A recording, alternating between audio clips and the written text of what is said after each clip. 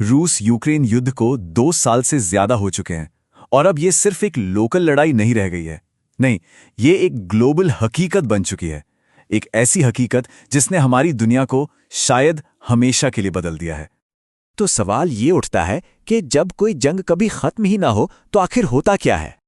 जवाब सीधा है, वो जंग ही एक नई हकीकत बन जाती है, एक न्यू नॉर्मल। आज दुनिया पूरी तरह से नए नियमों पर चल रही है और ये नियम इसी न खत्म होने वाले युद्ध ने बनाए हैं। चलिए इसी को थोड़ा और गहराई से समझते हैं। इस विश्लेषण में हम ये देखेंगे कि कैसे लड़ाई के मैदान से हजारों मील दूर ये ग्लोबल डेडलॉक हमारी दुनिया को, मतलब अर्थव्यवस्था को, लड़ाई के तरीकों को और जियोपॉलिटिक्स को एक नया आकार दे रहा है। तो सबसे पहले बात करते हैं पैसे की।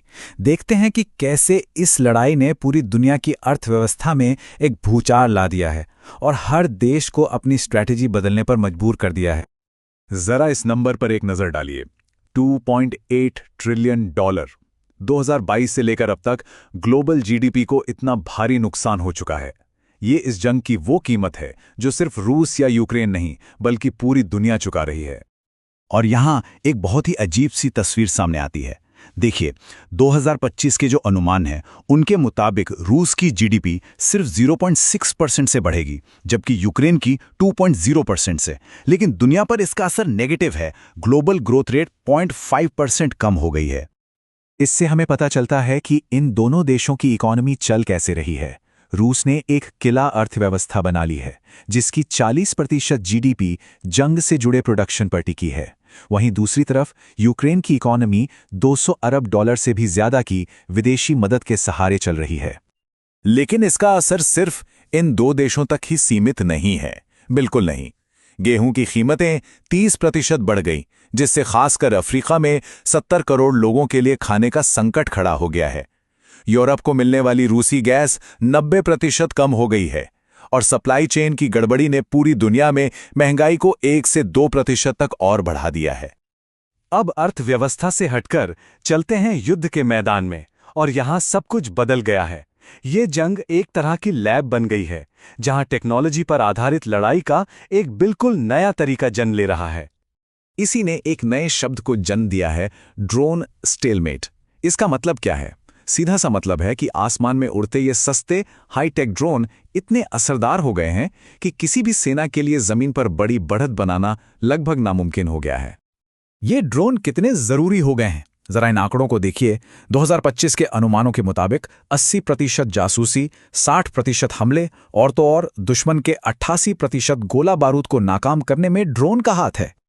और ये बात इस विश्लेषण के एक कोट में बहुत अच्छे से कही गई है। भविष्य के युद्ध बड़ी बड़ी औद्योगिक ताकतों के बजाय इनोवेटर्स यानी नया सोचने वालों के हक में होंगे।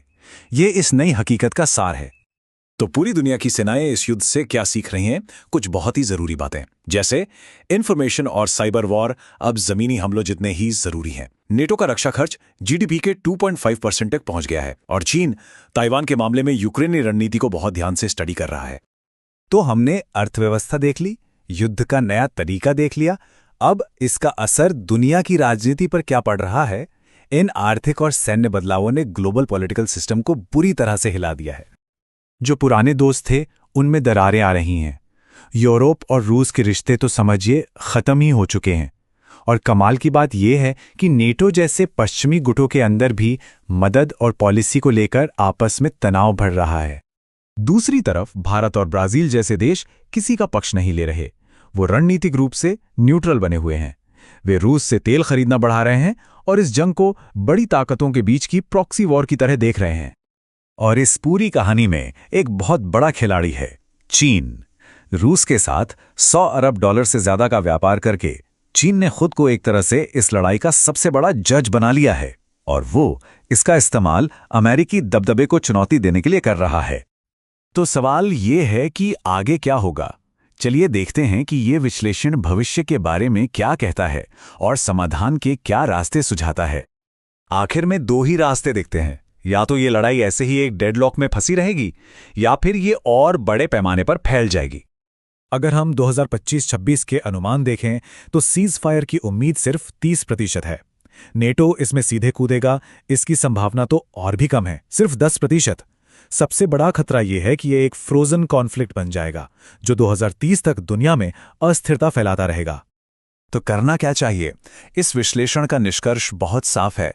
टारगेटेड प्रतिबंध लगाने होंगे, डिफेंसिव टेक्नोलॉजी में निवेश करना होगा और सबसे जरूरी कूटनीति के रास्ते खुले रखने होंगे ताकि ये आग और ना फैले। लेकिन असली सबक ये नहीं है कि कौन इस थका देने वाली जंग को जीतेगा या कौन हारेगा। असली समाधान तो इस संघर्ष की जड़ में जो साम्राज्यवादी सोच है उसे समझने और उसे खत्म करने में है। और ये एक ऐसा सवाल है जो हमें सोचने पर मजबूर करता है।